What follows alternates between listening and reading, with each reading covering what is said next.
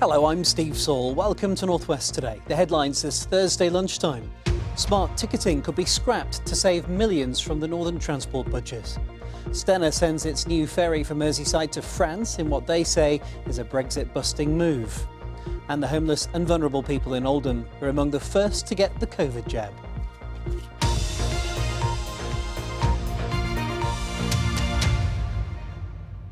Plans to roll out contactless technology across the North's transport network are in jeopardy after the Department of Transport revealed funding cuts. There are also concerns that the eastern leg of the HS2 will not be built. Our transport correspondent Judy Hobson joins me now. Judy, the contactless ticketing was due to be rolled out in the next few months, wasn't it? Yes. Put this in context, there are big concerns about getting passengers back onto transport after the pandemic. There were plans to roll out a contactless system across trains, buses and trams to make passengers feel safer when the pandemic is over.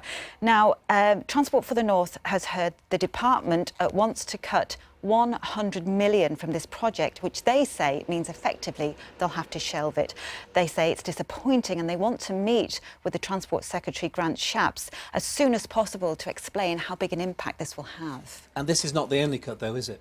No, it's not. There are quite a few more, including core funding for things like office costs and transport plans. That's going to be cut by 40%, so it'll go down from 10 million to 6 million next year. But this means plans could be shelved and even there could be job cuts. Now, we already know that the development budget for Northern Powerhouse Rail, that's the east to west rail line, that was 75 million. 8 million will now be directed towards HS2. And we'd also heard that last month that the eastern leg of HS2 going from the Midlands up to Leeds, that could be scrapped to save billions. The Mayor Andy Burnham, Mayor of Greater Manchester, says it looks again like the North is being shortchanged. And what's the government had to say about all this? Well, it's saying to date 24 million's been used for smart ticketing. What they are saying, though, in effect, is they want more efficient spending. But let's not forget that they've spent a lot, of course, on supporting rail operators at the moment because passengers are just not really using the rail network. OK, Judy, thanks very much indeed. A date's been set for the trial of a 14-year-old boy accused of murdering restaurant owner Mohammed Islam, who was hit by his own car in the Romery area of Stockport. The teenager, who can't be named for legal reasons, appeared in court this morning and will go on trial in August. 350 jobs have been saved at the historic Rolls-Royce factory in Lancashire. The site in Barnoldswick is due to remain open after a deal was struck between the Unite Union and the company's management. Staff have gone on strike for 9 weeks and local people campaigned in the town. It's now hoped the company will train future engineers. A ferry company which sails between Merseyside and Belfast has switched one of its new ships to a direct route between Ireland and France. It's because of demand from hauliers who want to bypass mainland Britain until post-Brexit trade rules settle down. Our Merseyside reporter Andy Gill has more. The Stena Embla arrived in Belfast from China, where it was built on January the 2nd. It was due to replace a smaller vessel on the company's Birkenhead to Belfast route. But yesterday, Stena announced that the Embla will now run between Rosslare in the Republic of Ireland and Cherbourg in France. This is because more exporters in the EU want direct connections between the European mainland and Ireland, which is still in the EU. The new ferry is a sister ship to the Stena Edda, which started on the Birkenhead to Belfast route last year.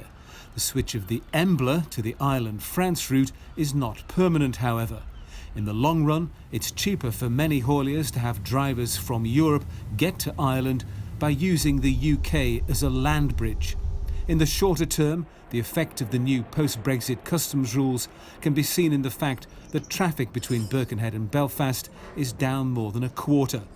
Once trade settles down, the Embla is expected to be back on the Mersey. Andy Gill, BBC North West Today, Birkenhead. Some other news this lunchtime. Cheetham School of Music's raised an objection over plans to build a permanent memorial to the victims of the Manchester Arena attack. A garden space had been allocated near Manchester Cathedral with a stone halo centrepiece to remember the 22 victims. Cheetham says it wholeheartedly supports plans for a memorial, but has concerns which say need careful consideration at this stage about the security of their site and the potential impact of events being held nearby. And rail services have been suspended between Manchester and Sheffield due to flooding and heavy snow over the Pennines. Flooding on the line at Chinley and the High Peak. The rail operator Northern say they're hoping to reintroduce services as soon as it's safe to do so. Now, figures today from NHS England show that 318,000 doses of the COVID-19 vaccine have been administered in the North West between the 8th of December and the 10th of January. Over 266,000 people have had at least one dose.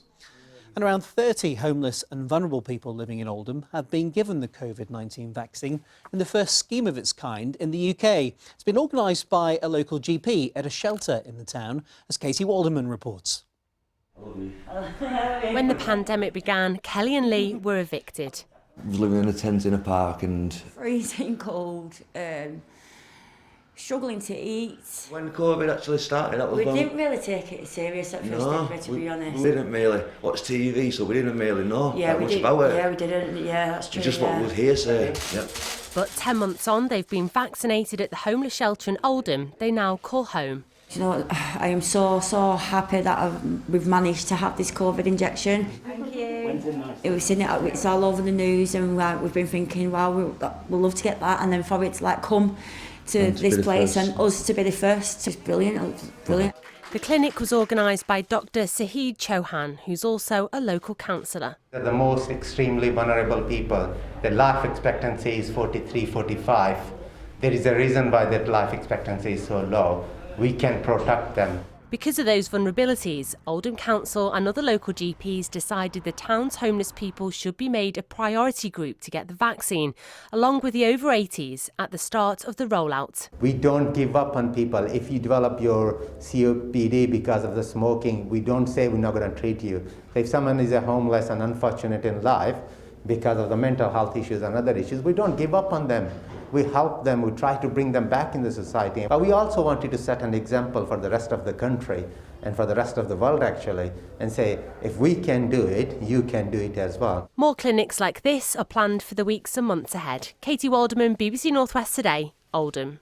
And you can see more on our vaccine special in North West tonight at 6:30 here on BBC One. We'll be speaking to a GP, and you can email your questions to nwt@bbc.co.uk. Sport now, Manchester City are up to third in the Premier League after a 1-0 win against Brighton. The Blues are now unbeaten in 14 matches and won the game thanks to a goal from Phil Foden. The England international firing home just before half-time to move City up to the top three for the first time this season. And in League Two, Oldham lost to Mansfield Town 3-2. Let's get a check on the weather now. It's cold. Details from Owain.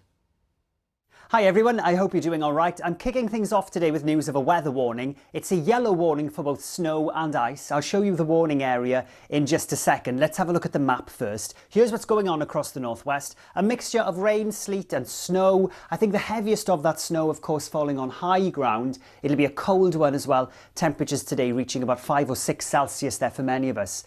Zooming in to have a closer look at the warning area, which is really affecting parts of Cumbria, Lancashire, down towards Greater Manchester as well. On high ground, such as the Cumbrian Fells, the Pennines, the Peaks, we could see accumulations of 10 centimetres. But we have to blur the lines a bit with that warning area because some of that snow is falling to lower levels. Turning drier overnight, this is really when the risk of ice then kicks in. Temperatures dipping below freezing for some of us. A drier day tomorrow with some mist and fog patches here and there, but it does look like it'll turn less settled again on Saturday. Stay safe. See you soon. Owain will be back with Roger tonight at 6:30 for North West Tonight. Don't forget, it's that vaccine special. If you've got a question, don't forget to email us this afternoon. That's nwt@bbc.co.uk for your questions on email. That's it from me and the Lunchtime team for now, though. Thanks for watching and do have a good afternoon. Take care. Bye-bye.